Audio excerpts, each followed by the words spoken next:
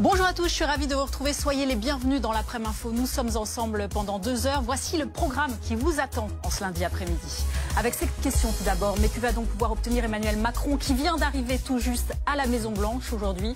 Nous y reviendrons. 3 ans après le début de l'invasion russe en Ukraine, le chef de l'État va essayer d'éviter le scénario du pire, à savoir un cessez-le-feu négocié exclusivement entre les États-Unis et la Russie.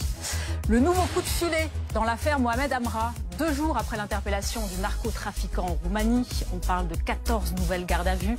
La procureure de Paris et le directeur national de la police judiciaire donneront une conférence de presse. Ce sera à 17 h, à suivre bien évidemment sur BFM TV. Lui se reconnaît responsable d'une très grande majorité des faits selon son avocat. On vous parle de l'ex-chirurgien Joël Le Squarnec, accusé de violences sexuelles sur près de 300 jeunes patients dans une douzaine d'hôpitaux. Son procès s'est ouvert en début d'après-midi devant la cour criminelle du Morbihan. Un procès hors norme. Et puis c'est inacceptable, le ton ferme de François Bayrou face au refus de l'Algérie de délivrer des laissez-passer consulaires.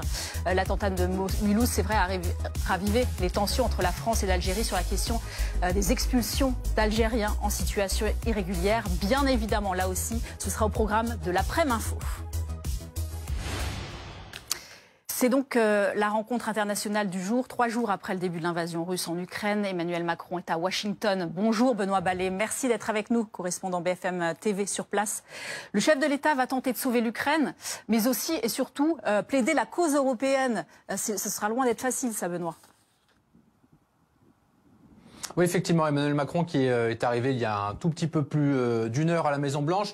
D'abord pour un sommet du G7 en visioconférence auquel Donald Trump participera. Mais le président français sera reçu avec les honneurs très officiellement à midi.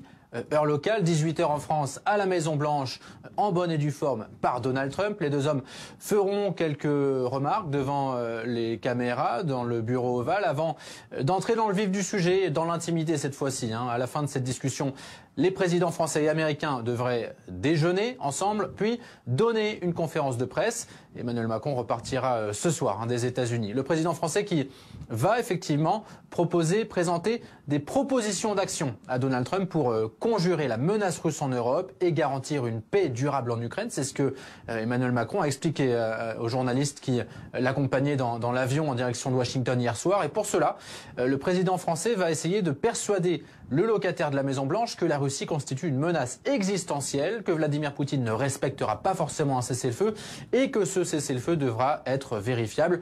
L'idée d'un déploiement d'une force européenne en Ukraine pour dissuader la Russie d'attaquer une nouvelle fois ce pays si un accord éventuel venait à être conclu pour la paix, voilà, l'idée d'un déploiement de forces européennes de maintien de la paix devrait être avancée par Emmanuel Macron en contrepartie de solides garanties de sécurité américaines aux forces déployées. Alors ça c'est sur le fond, et puis sur la forme, le président français, il l'a dit, il a l'intention d'en appeler à l'ego de Donald Trump. Je vais lui dire, au fond, tu ne peux pas être faible face au président Poutine, c'est pas toi, c'est pas ta marque de fabrique, c'est pas ton intérêt. Voilà les mots d'Emmanuel Macron dans une vidéo en direct sur les réseaux sociaux la semaine dernière. Ah oui, on s'en souvient, c'était jeudi. Merci Benoît, merci en direct de Washington. Ulrich Bouna est avec nous, merci d'être là, analyste géopolitique, spécialiste d'Europe centrale et orientale. La France peut-elle encore être une voie de la puissance? Et si oui, comment? On se dit que ça marchera forcément avec Keir Starmer qui viendra jeudi, le Premier ministre britannique. Alors, oui ou pas? Effectivement, on est les 2 seules puissances d'Europe déjà dotées du feu nucléaire et avec une capacité à projeter de la puissance militaire à l'étranger, chose que les autres pays d'Europe ne savent pas faire ou n'ont pas les capacités de faire. Et donc effectivement, c'est l'un des rares pays, la France, qui est capable de porter auprès des États-Unis cette proposition de déploiement militaire en Ukraine pour garantir un cessez-le-feu. Et l'objectif, c'est effectivement déjà d'une part de montrer aux États-Unis que l'Europe est capable de faire plus pour la sécurité de l'Ukraine et la sécurité de l'Europe de façon plus générale, et aussi effectivement, comme le disait votre reporter sur place, d'essayer de négocier une espèce de garantie de sécurité pour cette garantie de sécurité. C'est ce que fait Zelensky aussi. Exactement, tout à fait. 48 heures après l'arrestation de Mohamed Amra en Roumanie, on vous parle de ce coup de filet qui se poursuit aujourd'hui. On parle de 14 nouvelles gardes à vue, dont 10 interpellations. Elles ont eu lieu en France et à l'étranger. C'est ça, Mathias Tesson. Bonjour, merci. Bonjour. Du service police-justice. Qu'est-ce qu'on sait de ces gardes à vue aujourd'hui? Alors, il y avait eu un premier coup de filet dans la nuit de samedi à dimanche qui avait permis aux enquêteurs d'interpeller près de 10 suspects dans cette affaire. Des enquêteurs qui s'intéressent bien évidemment aux complicités dont Mohamed Amra a pu bénéficier à la fois dans son évasion mais aussi dans tout sous ces mois de cavale, 10 premières interpellations et 14 effectivement la nuit dernière, 14 mesures de garde à vue si on veut être tout à fait précis, parce que 10 personnes ont été effectivement interpellées sur le territoire national en France, quand 4 autres ont été extraites de prison parce qu'elles se trouvaient déjà incarcérées pour d'autres faits, et elles ont été à nouveau placées en garde à vue dans le cadre de cette affaire Mohamed Amra. Vous avez parlé d'interpellation à l'étranger, c'est juste, il y a effectivement eu une interpellation notamment en Espagne, mais également 2 autres